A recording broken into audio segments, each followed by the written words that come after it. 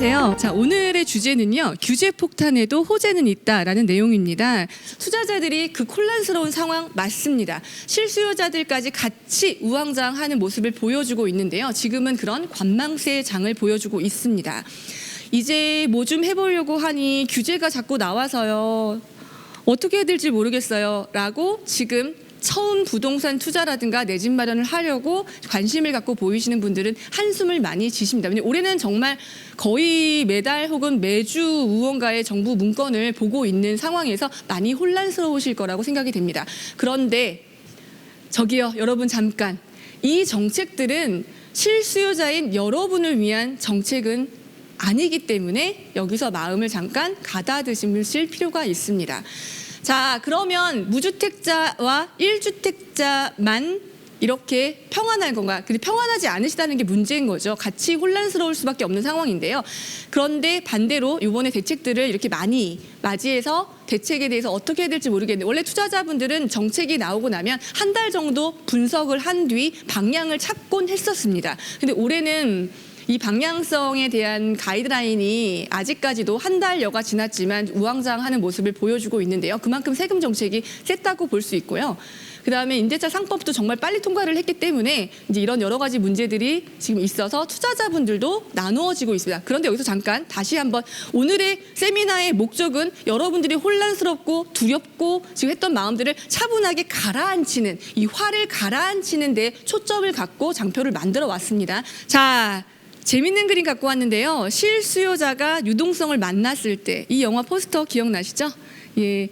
이제 2020년에는 우리가 뭐뭐를 만나야 될 때, 이제 이런 밑에 타이틀이 있었는데 그 저작권에 걸릴까 봐 제가 그걸 잘랐고요. 무주택 잘하면 어떻게 해야 될까요? 시세 차익을 보장받는 청약으로 가시는 것이 유리합니다. 그런데 청약이라고 하는 것은 가점, 이번에 수색 증산 뉴타운 분양 정말 놀라웠는데요. 4개 단지가 동시에 오픈을 하면서 3개 단지는 한 날 청약을 받았고요. 이러한 여러 가지 특수 상황 때문에 사실은 구멍이 있을 거라고 생각을 했습니다. 그런데 변수가 생겼습니다. 너무 싸게 주변 시세에 비해서 정말 너무 저렴한 가격에 분양이 나왔기 때문에, 또 이렇게 청약 전략이 있다라고 해서 많은 미디어와 언론, 그다음 투자자들 사이에서 정보가 돌았습니다. 수색 증산 뉴타운의 마지막 차를 타야 된다. 이런 것들이 퍼지면서 단지 지금 가점 컷이 60점대 다 이상으로, 어떠한 평수와 그 타입에서는 69점, 꽤 고가점인데도 불구하고 탈락한 이런 지금 결과를 저희가 보고 있는데요. 사실 이번 수색증산 뉴타운의 청약 결과는 정보화된 사회에서 정보가 많이 확산이 되면 전략을 세웠던 전략을 약간 수정할 필요도 있겠구나. 모두가 보는 정보는 정보가 아니다라는 생각 때문에 저도 이제 다음 주에 있을 환경 코엑스 세미나에서 할 내용을 조금 수정을 해야 될 것 같은데요. 자, 청약 포기자라면, 청포자라면 어떻게 해야 될까요? 잘 많이 하시는 질문이 이겁니다. 3기 신도시 청약 기다릴까? 지금이라도 구매할까? 그래서 신문에 패닉 바잉이라는 말이 많이 나오고 있습니다. 자, 1주택자라면 지금 매우 상황이 심각한데요. 갈아타기 장이었던 19년에 비해서, 자, 1주택자라면 누구나 비과세, 한시적 1가구 2주택을 활용해서 지금보다 더 나은 상품, 지금보다 더 큰 평수, 지금보다 더 나은 입지로 업그레이드 하고 싶어 하시는 것이 많은 분들의 전략일 겁니다. 더 안 좋은 곳으로 가면 어떻게 된다라는 것을 버블7 때 선배들을 통해서 이미 10년 전 장에서 보았기 때문에 이분들은 학습이 되어 있는 분들입니다. 평수만 크다고 해서 입지를 버리고 더 나쁜 평수로 가진 않는다는 말입니다. 자, 이분들한테 큰 걸림돌이 생겼습니다. 성동구, 이제 마용성으로 이끌어가는 성동구와 마포의 많은 신축들이 들어서면서, 마곡도 마찬가지고 신축이 대거 입주를 한 곳이 2년이 지났으면 시세 차익이 많이 발생을 했기 때문에 이분들이 이제 양도세 비과세를 한번 받고 다음 횡보로, 다음 지역으로 업그레이드할 준비를 하고 계셨는데, 12-16 대책 때 대출이 확 막히면서 15억 초과 시장에는 진입하기가 매우 어려워진 이런 시장이 되었다는 것이 지금 올 상반기, 2020년 상반기에 약간 얼음이 되었던 시장의 상황이었습니다. 자, 상급지 이동에 이상이 생겼다라고 장표에 썼는데요. 자, 시장은요, 15억 초과 시장과 그다음 9억 원 초과 시장, 9억에서 14억 9999 되는 시장과 그다음 그 아래에 있는 시장을 세분화해서 보는 것이 보편적으로 많이 사용하던 분석 방법이었습니다만, 그러나 여기를 이 방법을 전통적으로 계속 보시는 분들은 시장을 굉장히 편협하게 보고 계시는 겁니다. 자, 이제는 이게 더 중요한 것이 아니라 1주택자, 아까 실수요가 유동성을 만났을 때 무엇이 중요하냐고 여러분들한테 계속 강조를 드렸었는데요. 실수요 진입으로 인해서 업그레이드를 하고 싶은 이분들이 업그레이드를 할 수 없을 때 그러면 지금 있는 그 집을 그냥 둘 것인가 라고 했을 때는 비과세를 포기할 수가 없습니다. 이분들 공부 많이 하고 계시기 때문에 앞으로 비과세를 못 받아 이 비과세를 얼마나 알토란처럼 요번에 활용을 해야 되는지도 잘 알고 계시는 분들입니다. 그래서 이분들이 학습이 많이 된 것들을 이제 활용할 거라는 거죠. 어떻게? 투자와 실거주를 분리하는 세대가 나오게 될 거라는 겁니다. 그래서 자산의 사다리로 이번에는 실거주 이사 가지 못하지만 그래 몸테크 한다는데 나도 새로 들어가고 투자 물건, 입주권이든 분양권이든 아니면 새끼고 사든 이런 방식으로 뭔가를 하겠구나. 이런 움직임이 대거 일어나기 직전이구나라는 생각을 하고 계셔야 됩니다. 그러면 이럴 때도 그분들이 원하는 물건들은 기존의 전통적인 투자자들이 보고 있었던 물건하고는 매우 다를 겁니다. 왜? 이분들은 시장에 진입한 지 얼마 되지 않았기 때문에 유명한 것, 좋은 것, 들어서 아는 것이 아니면 관심이 없습니다. 자, 선택과 집중이 더 중요해진 시기라고 할 수 있는데요. 지금은 대출과 세금이든 모든 문제에 대해서 똘똘한 한 채가 대두되고 있고 많은 분들이 알고 계시기 때문에 여기서 많은 혼선이 있습니다. 똘똘한 한 채는 비쌉니다. 살 수 없습니다. 사고 싶은데 살 수가 없기 때문에 화가 납니다가 지금 상황이라면 이제 그런 마음을 가라앉히시고 전략적으로 가야 할 때입니다. 자, 저와 함께 이제부터는 조금 더 전략적으로 가실 텐데 조금 난이도가 올라갑니다. 오늘 세미나는 사실 신문사 세미나 때는 굉장히 평이한 내용을 많이 가져와서 여러분들이 이해하시기 좋도록 꾸며오는데요. 장이 장이고 시장이 시장이고 타이밍이 타이밍인 만큼 고민을 좀 많이 했는데 오늘은 시장 초보 진입하신 분들한테는 살짝 어려울 수도 있는 약간 난이도 있는 내용으로 스피드하게 뒤에 내용을 진행하도록 하겠습니다. 조금 모르시는 분들은 반복해서 보시고 좀 찾아보시면 이제 공부가 되실 건데요. 그냥 듣기에는 뭐지? 삐약삐약삐약삐약. 제가 한글로 얘기를 하는데 지금 이제 제가 우리나라 말로 얘기를 하는데 못 알아들을 가능성이 크다라는 점을 주의를 드리고 이제 시작하도록 하겠습니다. 이제 본 게임입니다. 자, 여러분들 수도권은요 가장 큰 문제가 뭐냐면 이 노후도에 대한 문제가 가장 큰 문제입니다. 도심의 주택 노후도가 가속화되고 있습니다. 여러분이 생각하는 것처럼 도심에는 아파트만 있는 것이 아닙니다. 일반 주택의 노후도는 정말 심각한 상태이고요. 아파트만 하더라도 지금 여러분이 보고 계시는 여의도 등등등 이런 데 보시는 재건축이 완성된 아파트들은 70년대, 80년대 타이틀을 갖고 있는 아파트들이며 이거보다 한강변을 쭉 타고 그냥 지나가시더라도 쫙 볼 수 있는 그런 아파트는 전부 다 앞에 구자 보세요. 92년, 93년. 그죠? 왜? 이때 집중 1기 신도시도 마찬가지고 서울도 아파트를 많이 양질의 아파트, 공동주택을 많이 공급했기 때문인데요. 이것들에 대한 노후도가 다가오고 있다는 겁니다. 자, 2기 신도시 공급은 게다가 거의 마무리가 되었습니다. 아, 진짜요? 큰일 났네. 4분 남았답니다. 어떡하죠? 재개발, 재건축 지체되고 그 결과 신축 공급이 늦어졌죠. 신축의 선호 현상이 가속화되었습니다. 자, 정부의 솔루션은 어떤 것이었냐면 3기 신도시. 자, 저는 서울에 살고 싶어요. 사람들이 3기 신도시에 대한 반응이 뜨겁지 않았고요. 자, 용산 8,000호에서 다시 1만 호로 늘리겠다고 발표를 했죠. 근데 역세권 고밀도 개발이라든가 최근에 나왔던 그린벨트를 추가를 하겠다라는 논의들 이런 것들은 사실 그린벨트를 쉽게 풀 수 있는 것이 아니기 때문에 유후부지, 태능, 과천 등이 언급되고 있는데 이제 현장에 계시는 분들한테는 일자리 제공이라든가 뭔가에 대한 당근을 제시하지 않으면 사실은 좀 가야 될 길도 많을 거라고 생각을 합니다. 자, 여기서 눈여겨보셔야 될 게 오늘 공공재개발과 공공재건축에 대한 인센티브 부여되는 부분입니다. 자, 호재의 꽃 개발 호재입니다. 자, 삼성동의 GBC 글로벌 비즈니스센터 정말 호재고요. 이것을 종합운동장 마이스 개발과 함께 보셔야 됩니다. 용산공원이 개방되고 개발되는 것을 다시 한번 보셔야 되고 자, 기억 속에 사라지셨겠지만 제2판교 테크노 다시 한번 기억을 살리셔야 됩니다.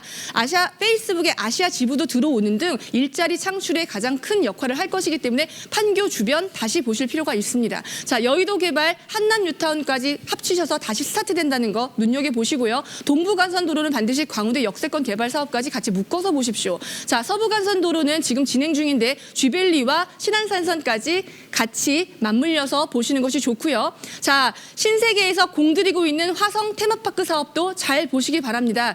이 사업을 위해서 마곡의 알토란처럼 있었던 부지를 매각을 하게 됩니다. 그리고 기재부에서도 아주 우수 사업으로 제일 먼저 언급할 정도로 속도가 빠른 사업 중에 하나이고요. 자, 통일로 일대에 일산의 K컬처밸리, CJ 라이브시티 같은 경우는 일산에 있는 일자리 창출, 뭐 이런 문화 시설이 확충되기 때문에 약간 눈여겨보실 필요가 있고 속도가 좀 빠릅니다. 이 사업을 위해서 CJ에서 많은 부지들을 매각을 하면서 자금을 모으고 있는데요.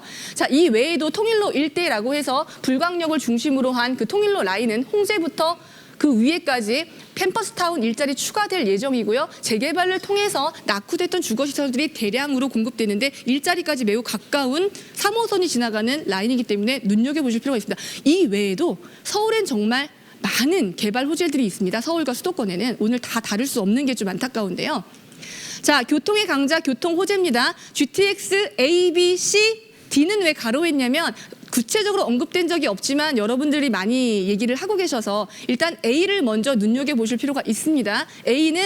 A가 생김으로 인해서 좀 멀리 있었던 끝에서 끝, 파주라든가 동탄이라든가 끝에서 끝에 있었던 것들이 교통으로 인해서 얼마나 시간적인 단축을 이루어내는지를 한번 보시고요. 일단 상황이 좋기 때문에 지켜보실 필요가 있습니다. 그 외에도 여러분이 꼭 알고 계셔야 되는 것들이 신안산선, 여의도까지 가고 있는 선인데요. 신안산선은 다 보지 마시고요.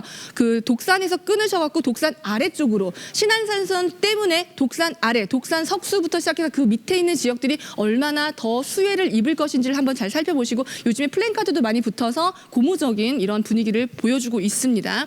자, 위례신사선 아직은 되면 정말 좋지만 위례신사선 기억에만 갖고 계시고 위례신사선 같은 경우는 아까 말한 삼성동 마이스 개발과 삼성동 개발과 종합운동장 마이스 개발이 완공이 돼서 뭔가 가시화가 되고 나면 그때 위신선이 진행이 될 거기 때문에 그 사업의 속도를 보시는 것이 좋습니다. 정말 좋은 노선 맞고요. 월판선 같은 경우도 정말 핵심적인 일자리를 다 지나가는 핵심 노선입니다. 착공까지 얼마나 걸리는지에 대한 시간을 한번 잘 따져보시고 동북선 같은 경우도 기공식을 해서 정말 가시화가 되고 작년에 정말 19년에 뜨거웠습니다. 단 지금 은행 사거리에 있는 토지 보상 매입 문제 때문에 약간 지연되고 있다는 점 주목하셔야 될 것 같고요. 동부선을 이용해서 환승을 할 수 있는 곳들 그리고 은행 사거리에 있는 은사, 학원가를 이용하기에 수혜가 있는 지역들이 어딘지를 한번 잘 살펴보실 필요가 있고요. 신림선이라든가 서부선 같은 경우는 이 노선이 개통되었을 때 얼마나 호재가 있는지를 보셔야 되는데 신림선 같은 경우는 사실 주변에 계시는 분들 많이 기대를 갖고 계시는데 우이신선설처럼 약간 얼마나 그 호재에 기대가 있을지를 잘 모르겠다라는 의견도 있기 때문에 참고를 하시고요. 단 그래도 더블 역세권이 되는 보람의 주변이라든가 아니면 주변에 이루어지고 있는 재개발지 같은 경우는 다시 한번 살펴보실 필요도 있겠다. 서부선은 이미 뉴스를 통해서 발표가 되었을 때 백년산 시리즈 혹은 홍제 구역 같은 경우가 정말 뜨겁게 매수세가 이를 정도로 이런 호재들은 아마 호재가 딱 퍼지고 나면 우르르 이 교통호재만큼 좋은 재료가 없기 때문에 가장 많이 사용되는 것들이죠. 자, 여기에 5호선 연장 부분 개통하면서 미사 뜨겁습니다. 8호선 연장 확정되어 있기 때문에 공사를 하고 있고요. 4호선 연장 진척까지 가고 있고 9호선 연장 개발 계획 수립되어서 이제 진행이 될 거지만 지금 속도는 지금 생각보다 좀 늦추시는 것이 좋고요. 7호선 연장도 성남역 내년에 개통하고요. 청라까지 공사하는 거 확정됐습니다. 그다음 위로는 이제 의정부 위로 이제 그쪽에 어디까지가 갈 것인지에 대해서 포천이라든가 이런 쪽 얘기가 많은데요. 이제 이런 교통을 볼 때 제가 원래는 시기랑 착공 시기가 다 적어왔었는데 할 시간이 없을 것 같고 자, 체크 포인트입니다. 이렇게나 많은 호재들을 호구가 되지 않으시려면 호되게 당하지 않으려면 어떻게 해야 되느냐. 옥석을 가리는 것이 중요한데요. 되긴 되나? 실현이 가능한 호재인가? 사업성이 있는가? 뉴스용인가? 소문에 사고 뉴스에 팔아야겠죠. 그러면 얼마나 빠르게 진행되고 있는가? 그죠? 너무 진행이 잘 되고 있는 건데 빨리 팔면 안 됩니다. 정부가 밀어주는 사업인가? 연계사업과 같이 한 호재만 보지 마시고 연계사업과 같이 보시는 것이 중요하시고 공공사업인가? 민자사업인가? 그러면 민자사업이면 사업의 주체가 확실한 돈을 갖고 사업을 갖고 있는가를 살펴보셔야 되고 교통 호재라면 개통 후에 이전보다 획기적인 개선 효과가 있는지를 보셔야 됩니다. 개통했는데 버스보다 불편하면 안 탑니다. 요금이 너무 비싸도 안 탑니다. 이런 것들 잘 한번 눈여겨보셔야 합니다. 자, 주변에 정비사업이 많거나 주거시설이 확충돼서 아파트 비율이 높은가도 이 라인이 생겼을 때 수혜를 받습니다.